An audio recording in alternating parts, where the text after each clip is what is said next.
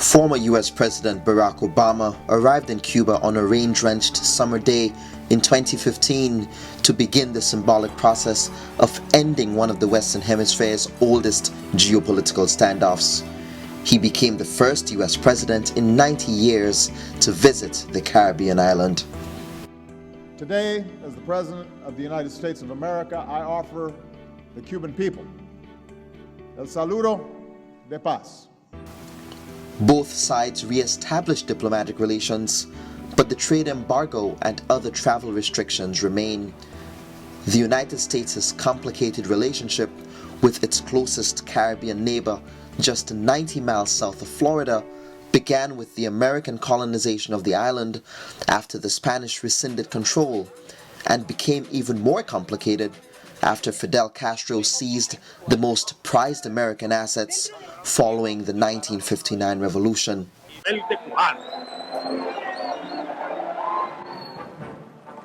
Castro and his band of revolutionaries redistributed the wealth of the Cuban elite and orchestrated a mass exile of thousands of Cubans to Miami. Castro's defiance of American hegemony under the dictator Batista cost him dearly, and the US, through a trade embargo, managed to successfully isolate Cuba for decades. We will vote always with justice. We will vote always against colonialism. We will vote always against discrimination, racial. We will vote against imperialism, exploitation of the people.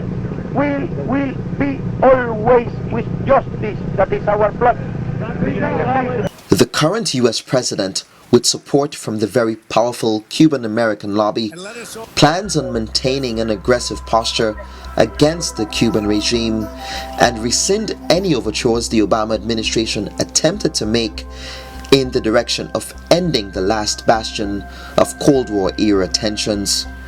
With the death of Fidel Castro and the impending retirement of Fidel's younger brother Raul, the Republican establishment in Washington is betting on a change. We will work for the day when a new generation of leaders brings this long reign of suffering to an end. And I do believe that end is in the very near future. We challenge Cuba to come to the table with a new agreement that is in the best interests of both their people and our people, and also of Cuban Americans. I visited Cuba for the first time as a journalist since the country opened an embassy in Washington and since Trump won the Electoral College vote. I had the opportunity to speak with Otto Marrero, a veteran of the 1959 revolution and a retired member of the Cuban Communist Party. Otto minced no words about the Cuban government's hardened posture towards the new Trump regime.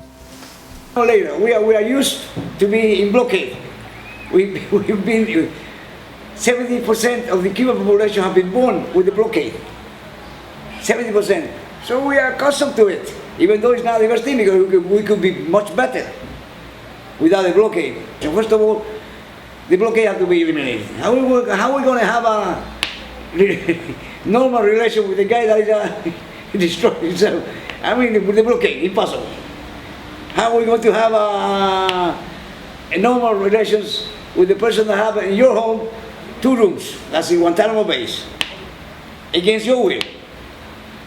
How are we going to have a relation with the government that's still financing some of the groups inside Cuba? And they implement like millions for the propaganda against Cuba. They have a TV Marti, Radio Marti, all the time attacking Cuba, saying so many things stupid that people cannot believe anymore, because the people have to ask themselves why Cuba have been able to survive all these 55 years. Why? It's because all the things that have been saying is lie. Changes have taken place in Cuba. Changes have to be taken by the Cubans. Nobody had to tell us what to do, even though it would be much less the United States. You have to really, we don't tell any country to have elections our way. We have it our way. We have to respect the way we have it. That's the way we want it. The Americans have been arguing for decades that Cuba isn't democratic. Otto, however, has a different take. It's a victory of Cuba anyway. It's a Cuban victory? Right, because they have to recognize Cuba as a government, as a revolution, and they have to come to Cuba to deal with Cuba. We've been there. We are not the ones that have to give any concessions. They are the ones. We have been the ones being attacked all the time, blockaded all the time, all kind of terrorism against Cubans. Well, nothing for 50 years. We don't have to render anything because they say that we have to change. No, they are the ones that have to change. So you don't think Cuba needs to change? No, we do all change ourselves. We don't have to receive any mandate from outside. So no influence from outside will change Cuba? And this is something that have been. Why Cuba is there? Because we have been defending our sovereignty and our independence always. And that's important for any country that respects itself. But the argument that is made by Cuban Americans, by the Cuban exile community, those who fled Cuba, is an argument of human rights. That's a small minority. According to the polls made, all the Cubans, even all the Americans, more than 70% want to have the best relation, normalized relation with Cuba. I mean, there's something, and not only that, all the countries in Europe, everybody, except Israel and the United States. Okay? Without conditions. Without conditions. Because so no preconditions? And that's the way we don't accept conditions. I mean, we don't give in order to get something back. In spite of Cuba's isolation, it has some very staunch defenders. One of those is the tiny 133 square mile island of Grenada, the only country to be invaded in the Caribbean for its communist ties, and the last country the Americans invaded in the Western Hemisphere. Grenada, we were told, was a friendly island paradise for tourism. Well, it wasn't. It was a Soviet-Cuban colony being readied as a major military bastion to export terror and undermine democracy. Grenada's late former Prime Minister Maurice Bishop was a friend of the Castros, and its current ambassador to Cuba, Clarice Charles, is unapologetic in her praise of the communist island. Cuba is the only country in the world that has done so much for so many with so little. There's no other country. And I beg my students, I said, when you leave here, do something for Cuba. Even if you have to come back as a tourist, you got everything free. Sometimes Cuba has a hurricane. They need help. Put a barrel somewhere, someplace in a supermarket. Let people put things in it. Help them because they have helped you. A medical degree costs thousands and thousands of US dollars. And if you get it free, you don't think that you owe the country that you get it free something. You must owe them something because they don't owe you anything. They don't have to do it. The new diplomatic guidelines issued by the US Treasury Department since Obama thawed the diplomatic freeze prohibits direct financial transactions with the Cuban government and forbids travel for tourism purposes.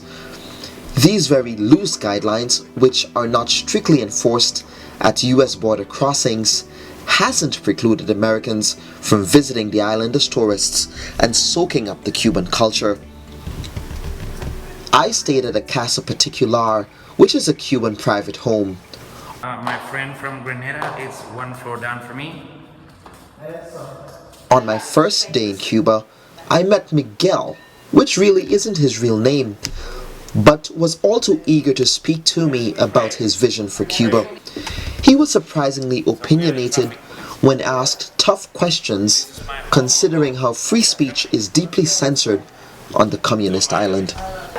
So what do I want to see from Cuba in the next few days? In the future. Okay, smart American presidents. That's all I want to see from Cuba. But American presidents... Don't count it over here, I know, but they a lot. Not only the Americans, but the Cubans also. So do you also want to see smart Cuban presidents and smart Cuban leaders in that case? Oh, they are smart in their own right.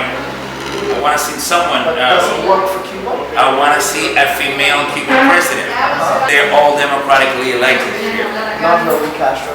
Not Trump. Trump is only elected because he's millionaire.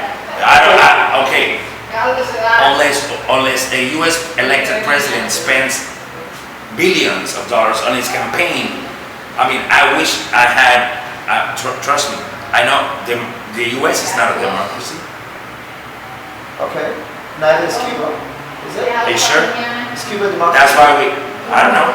Do they have free presidents? I voted in do they have free president states? In Cuba?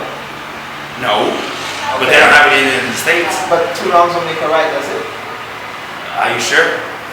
No, I'm asking you. I was very bad at math, but there's no such thing as political math. Okay, but my question to you is, the revolutionaries, the Castro revolutionaries are now the elite in Cuba. They are. Do you want to see that status quo remain? No, I want them gone, bury them, like go to their graves and like, I'll be pioneros por el comunismo, we'll be like, check. Now we're doing a toast. Salud. Salud. Salud.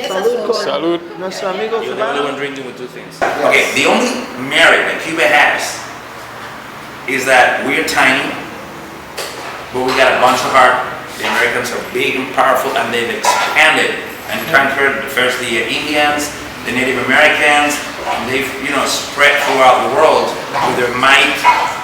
Dude, you know how much the U.S. spends on military? When the U.S. sends, when there's a crisis in Haiti, the U.S. sends the U.S. Navy. We Cubans send doctors. So when you send the army to kill, we send doctors to heal. So what tells you about the controversy? Another night has fallen on the fabled Malecon. A deserted waterfront by day becomes alive with the setting sun.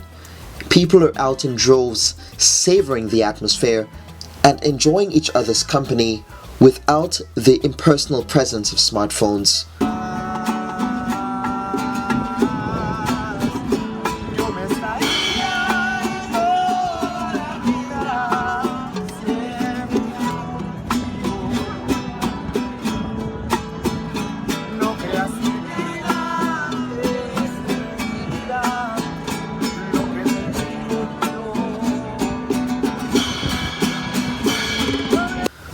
On the more affluent side of Old Havana, an American cruise ship is in port, while expat Cubans and tourists attend a rave party.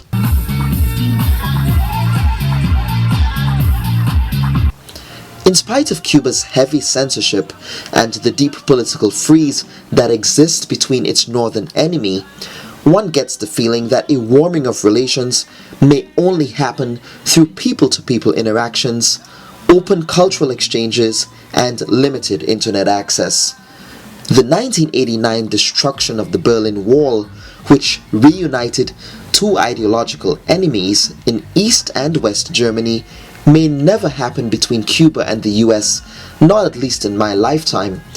But ordinary Cuban and American citizens are already destroying walls, in spite of promises to build walls between borders by the current establishment in Washington. Reporting from Havana, Cuba, this is Kellen Bubb.